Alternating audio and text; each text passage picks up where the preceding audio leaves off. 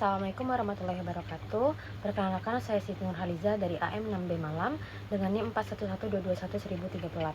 Pada kesempatan ini, saya akan mempresentasikan mini project PBL Manajemen Keuangan dengan topik penentuan proyeksi, permodelan, dan kelayakan bisnis.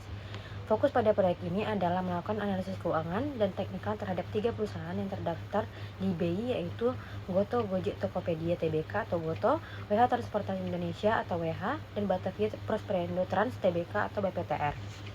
Goto adalah perusahaan layanan digital yang menaungi Gojek, Tokopedia, dan Goto Finansial.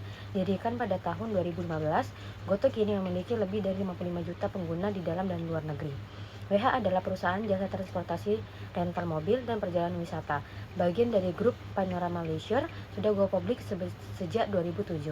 Sementara itu, BPTR atau Batavia Rent merupakan perusahaan penyewaan kendaraan yang berdiri tahun 2014 dan beroperasi secara nasional dengan lebih dari 50 cabang di Indonesia.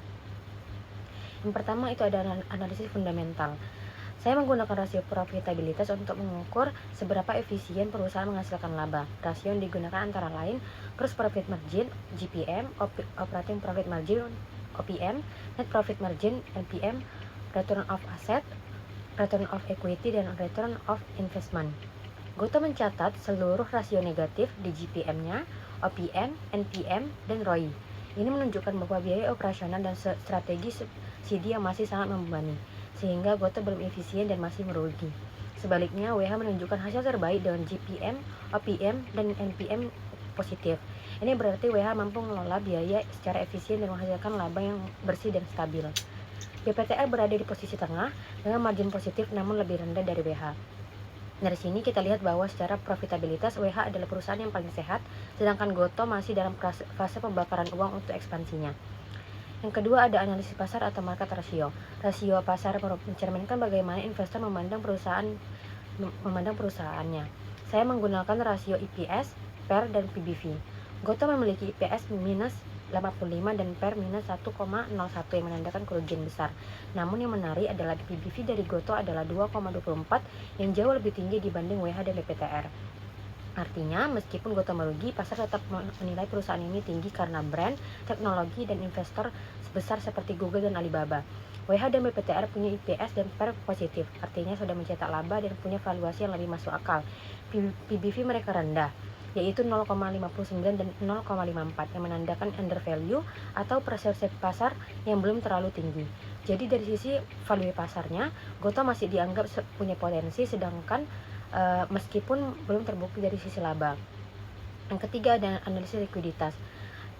Rasio likuiditas ini penting untuk mengetahui apakah perusahaan mampu memenuhi kewajiban jangka pendeknya. Saya menganalisis current ratio, quick ratio, dan cash ratio.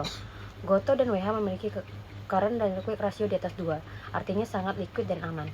Namun yang menarik, Goto mencatat cash ratio tertinggi sebesar 1,96. Ini berarti Goto memiliki cash yang sangat cukup meskipun sedang merugi.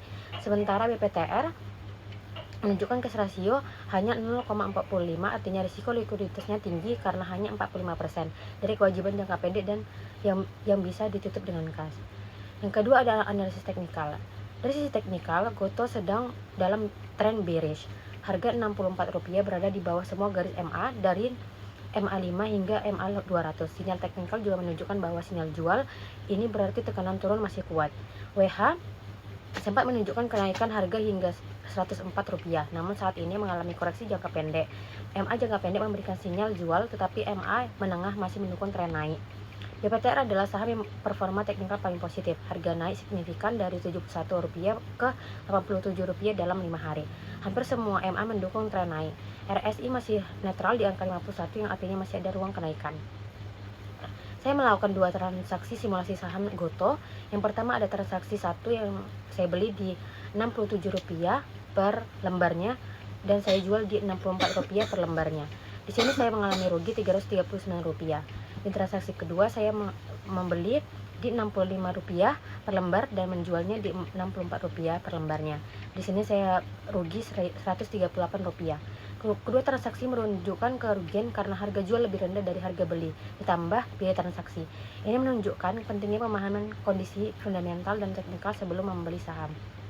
Kesimpulannya, Goto masih belum layak dari sisi laba namun punya potensi jangka panjang. WH adalah pilihan yang terbaik karena kinerja keuangan yang stabil dan efisien.